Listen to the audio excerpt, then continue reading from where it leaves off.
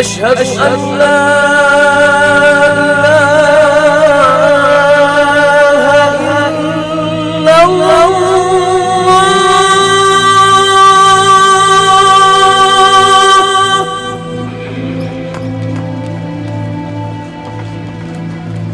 أشهد أن لا إله إلا الله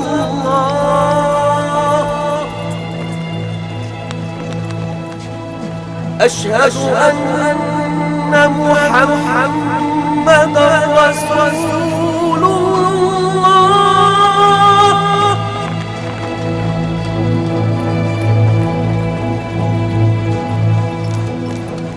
أشهد أن محمدًا رسول الله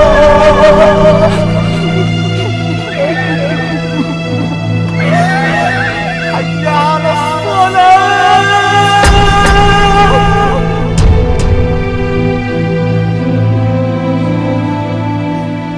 حي على الصلاة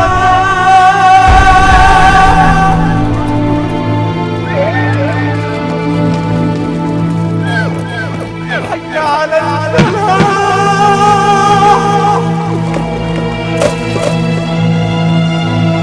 حي على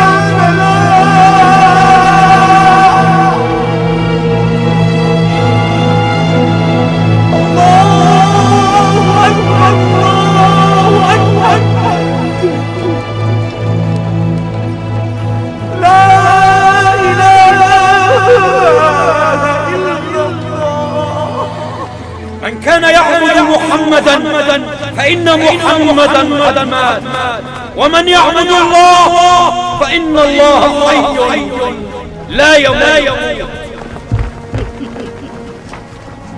هون عليك يا بلال، هون عليك.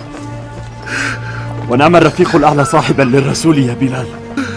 فارقنا الحبيب يا أسامة، فارقنا الحبيب يا أسامة.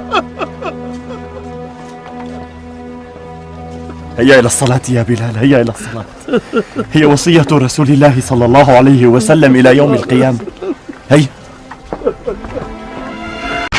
جراح الأمة الثكلى تنادي فهبوا يا بني قومي أسود.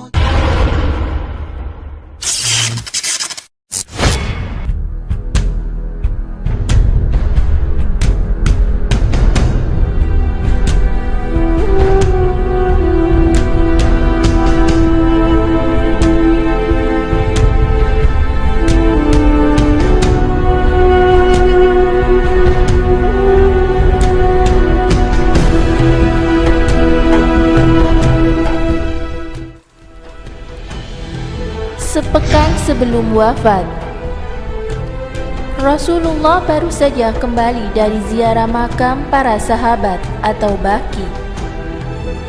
Ketika Jibril menemui beliau dan mengajukan dua pilihan, apakah Rasulullah menginginkan dunia dan segala isi kandungannya, atau bertemu dengan Allah? Dan Rasulullah memilih pilihan kedua. Setibanya di rumah, Aisyah radhiyallahu an menyambut Rasulullah seraya berkata, "Wahai Rasul, kepalaku pusing." Rasulullah pun tersenyum. "Demi Allah, wahai istriku, kepalaku juga pusing sekali."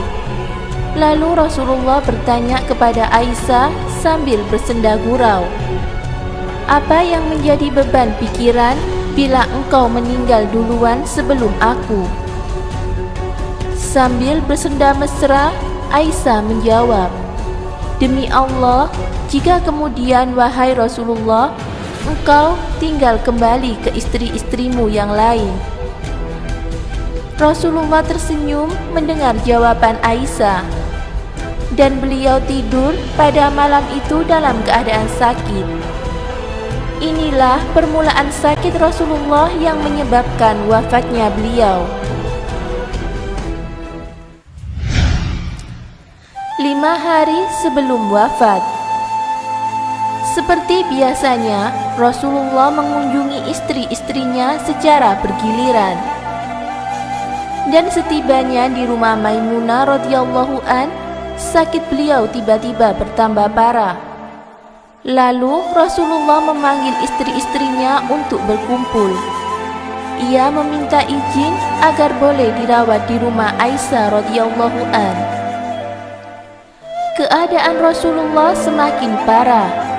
Beliau terpaksa dipapah oleh Fadil bin Abbas dan Ali bin Abi Thalib menuju ke rumah Aisyah. Sedang kedua kaki beliau sudah tidak boleh menapak di tanah. 4 hari sebelum wafat, Rasulullah meminta dibawakan untuknya 7 bejana berisi air dari 7 telaga yang berbeda. Dalam posisi duduk, Rasulullah dimandikan dengan air tersebut. Karena merasa pusingnya agak berkurang, Rasulullah keluar dan berkhutbah di hadapan umatnya. Dan pada hari itu juga, Rasulullah masih sempat sholat maghrib berjamaah bersama para sahabat.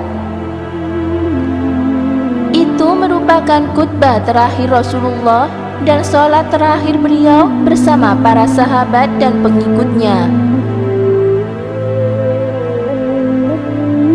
1 hari menjelang wafat, Rasulullah membebaskan semua hamba sahayanya dan menghibahkan seluruh peralatan perangnya kepada kaum muslimin. Tidak ada yang tersisa dari harta beliau kecuali disedekahkan semuanya. Hari wafatnya Rasulullah. Ketika kaum muslimin sedang menunaikan sholat subuh berjamaah dan Abu Bakar radhiyallahu an bertindak sebagai imam, Rasulullah membuka pintu rumahnya yang bersebelahan dengan jamaah sholat. Rasulullah tersenyum melihat para sahabatnya mendirikan sholat. Beliau teringat perjuangan menyebarkan Islam yang telah beliau tempuh bersama para sahabatnya selama 23 tahun. Abu Bakar dan sebagian jamaah sadar kalau Rasulullah sedang memperhatikan mereka di depan pintu rumahnya. Nyaris saja Abu Bakar melangkah mundur sebagai isyarat agar Rasulullah mengimami mereka. Namun Rasulullah berkata, "Teruskan sholat kalian." Rasulullah tersenyum dan menutup kembali pintu rumahnya. Itu adalah kali terakhir para sahabat melihat Rasulullah sebelum beliau wafat. Dan juga kali terakhir Rasulullah melihat para sahabat, dan saat itu juga mereka dalam keadaan sedang sholat. Hari wafatnya Rasulullah. Fatimah radhiyallahu an, putri Rasulullah SAW, mendatangi beliau dan duduk di sebelah kanan Rasulullah. "Selamat datang wahai putriku," sapa Rasulullah. Lalu beliau membisikkan sesuatu kepada Fatimah. Seketika Fatimah menangis. Rasulullah membisikkan untuk kedua kalinya, dan seketika itu pula Fatimah tersenyum. "Apa yang dikatakan Rasulullah kepada kamu?" tanya Aisyah radhiyallahu an. "Pertama, Rasulullah membisikkan kepadaku bahwa malaikat Jibril alaihissalam biasanya menemuinya sekali dalam setahun untuk membacakan ayat-ayat Al-Quran. Namun, tahun ini Jibril 2 kali menemuinya. Ini mungkin pertanda ajalnya sudah dekat. Makanya aku menangis, jawab Fatimah radhiyallahu an. Lalu Fatimah melanjutkan, yang kedua, Rasulullah menanyakan, apa kamu bersedia menjadi orang pertama kali dari keluargaku yang akan melanjutkan perjuanganku? Atau bersedia engkau menjadi ibu bagi orang-orang beriman? Atau ummahatul mukminin? Dan aku adalah orang pertama di antara keluarga beliau yang akan menyusul beliau. Kemudian aku tersenyum haru mendengar pertanyaan dan kabar itu. Tuntas Fatimah radhiyallahu an.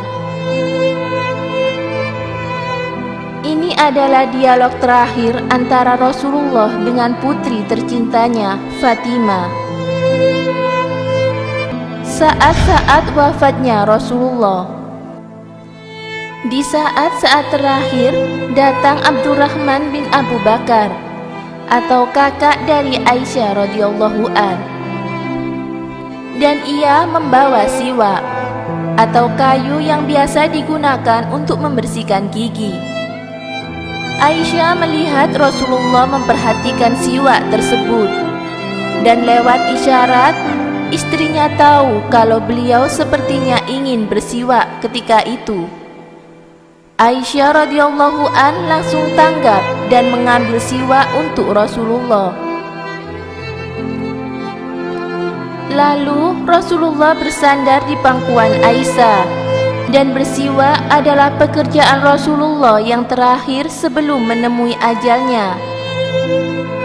Setelah selesai bersiwak, Rasulullah memandang ke atas, dan bibir beliau bergerak pelan-pelan hingga Aisyah radhiyallahu an mendekatkan wajahnya dan mendengar Rasulullah berdoa, yang artinya, sebagaimana orang-orang yang telah engkau beri nikmat dari golongan para nabi, orang-orang yang jujur, para syuhada, dan para solihin.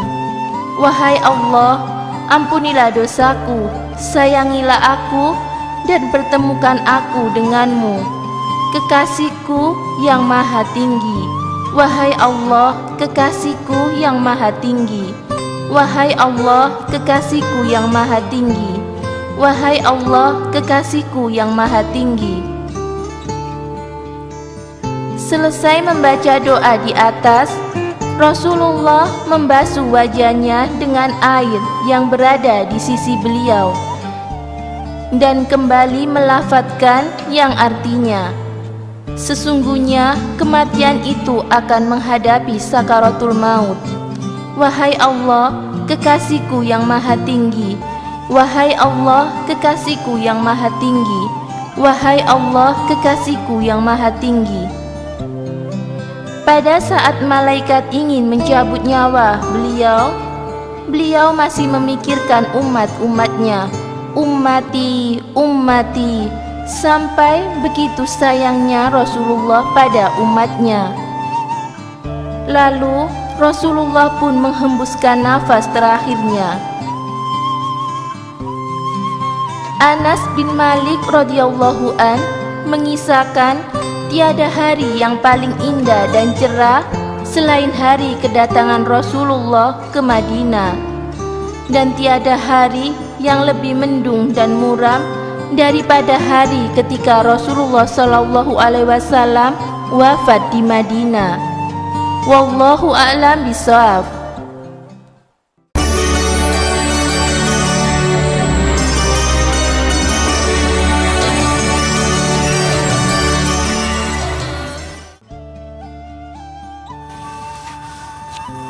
Assalamualaikum warahmatullahi wabarakatuh. Rasulullah Muhammad SAW wafat pada tanggal 12 Rabiul Awal tahun 11 Hijriah. Rasulullah wafat pada usia 63 tahun di rumah Aisyah, istri beliau. Rasulullah wafat dalam usia 63 tahun. Beliau berhasil menguasai seluruh jazirah Arab masuk ke dalam Islam. Bayangkan, dalam usia 63 tahun beliau mampu menyatukan seluruh jazirah Arab dalam pangkuan Islam. Hari ini usia 63 tahun, apa yang kita hasilkan? Dan Rasulullah adalah orang yang sukses dalam mengemban misi kenabian dan menyebarkan agama Islam ke seluruh jazirah Arab.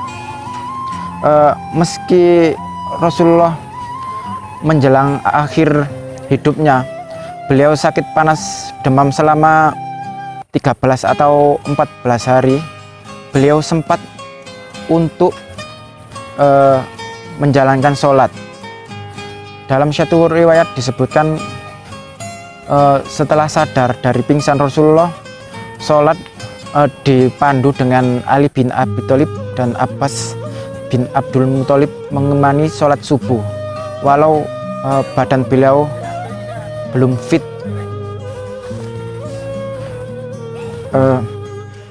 Demikian itulah, semoga memberi manfaat. Wassalamualaikum warahmatullahi wabarakatuh.